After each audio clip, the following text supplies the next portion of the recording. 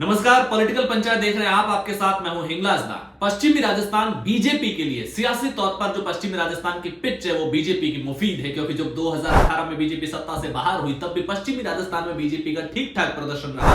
जो मोटे तौर पर पिछड़ी वो पूर्वी राजस्थान में पिछड़ी, जहां पर गुर्जर समीकरण बहुत ज्यादा प्रभावी रह गए। लेकिन इस बार के चुनाव में जब बीजेपी प्रचंड बहुमत के साथ, अपन कह सकते हैं स्पष्ट बहुमत के साथ 115 सीटें जीत करके सत्ता में आई है, उस दौर में भी पश्चिमी राजस्थान में बीजेपी की जमीन खिसकी है।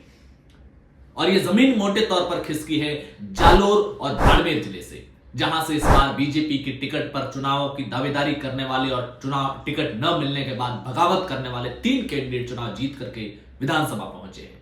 बाड़मेर जिला, जहां से विधानसभा चुनाव परिणाम चाहे 2013 के देख लीजिए चाहे 2018 के देख लीजिए, वहां के चुनाव परिणाम मोटे तौर पर सरकार के साथ जाते हैं। जिस तरफ की सरकार आती हुई दिखती है उधर जाते हैं। लेकिन इस बार बाड़मेर की 7 सीटों में से भी बीजेपी सिर्फ 4 सीटें ही जीत पाई है, जबकि बाड़मेर में सत्ताधारी दल अक्सर 5 से 6 सीटें जीतता है, विपक्ष को केवल 1 सीट मिलती है। बाड़मेर में हरीश चौधरी बायतू से जीते। इसके अलावा 2 निर्दलीय बाड़मेर शहर सीट से प्रियंका चौधरी, जिसने मेवाराम जैन के 15 साल के राज को खत्म किया है, और शिव से रविंद्र सिंह भाटी जीते हैं।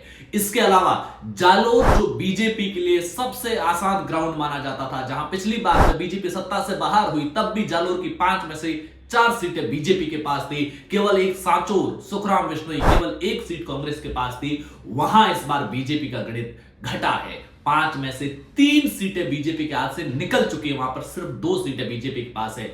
सांचोर सीट से जीवाराम चौधरी निर्दलीय जीते चुनाव। इसके अलावा रानीवाड़ा से रतन देवासी चुनाव जीते हैं कांग्रेस के। भीनमाल से परमजीत सिंह चुनाव जीत करके विधानसभा पहुंचे और 2 सीटें कांग्रेस और 1 निर्दलीय के खाते में चली गई। बीजेपी के पास जालोर से भी 1 सीट बची है। और ऐसे में बीजेपी अब धीरे धीरे उस रणनीति पर आगे बढ़ रही है कि जहां जहां उनके किले ढहे हैं वहां पर कैसे वापसी की जा सके, और इन निर्दलियों की विशेष तौर से जिन सीटों पर, चाहे वो सांचोर हो, बाड़मेर हो, शिव हो, निर्दलियों के किलों को वापस बीजेपी कैसे ढहाए। क्योंकि जब बीजेपी का कोई व्यक्ति बागी होकर के निर्दलीय चुनाव जीतता है, इसका मतलब बीजेपी का मोटा तौर पर जो बीजेपी का कोर वोटर था वो उन निर्दलीय के साथ शिफ्ट हो गया। लिहाजा बीजेपी वहां पर चुनाव हार गई है। बीजेपी कांग्रेस से नहीं हारी, बीजेपी निर्दलीय से हारी। और इसी को लेकर के एक सीट पर बीजेपी अपनी रणनीति पर अभी से आगे बढ़ने लगी है। और इसकी तस्वीर आपको लगातार शिव विधानसभा क्षेत्र में देखने को मिली होगी, जब पिछले कुछ दिन पहले उदाराम मेघवाल, जो कि 2018 में आरएलपी के टिकट पर शिव से चुनाव लड़े थे और 52,000 वोट हासिल किए थे। हालांकि बाद में उनका आरएलपी से अलग हो गए थे।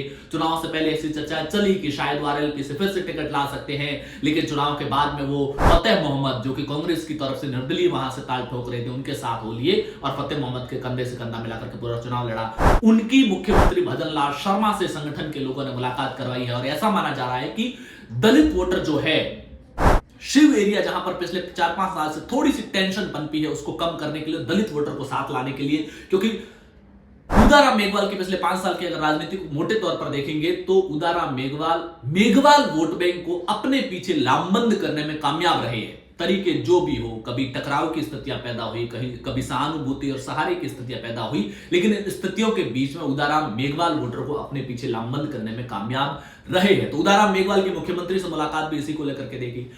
इधर राम मंदिर प्राण प्रतिष्ठा से पहले मुख्यमंत्री भजन लाल शर्मा ने जो राजस्थान में कई बड़े ऐलान किए हैं, उनमें से एक है श्री राम जानकी औद्योगिक क्षेत्र को विकसित करना राजस्थान में 6 जगहों पर, और उसमें से एक जगह है बाड़मेर के शिव विधानसभा क्षेत्र की रामसर शिव। इसमें जो अलग अलग है, कुंज बिहारीपुरा जयपुर है, सत्तासर बीकानेर है, बलारिया सवाई माधोपुर है, जटलाव सवाई माधोपुर है, रामसर बाड़मेर है और राजास नागौर है। तो रामसर में जो भजन लाल शर्मा ने जो ऐलान किया है, इसको देखते हुए यह माना जा रहा है कि निर्दलियों की जहां जहां के लिए मजबूत है वहां पर बीजेपी वापसी करने का प्रयास कर रही है।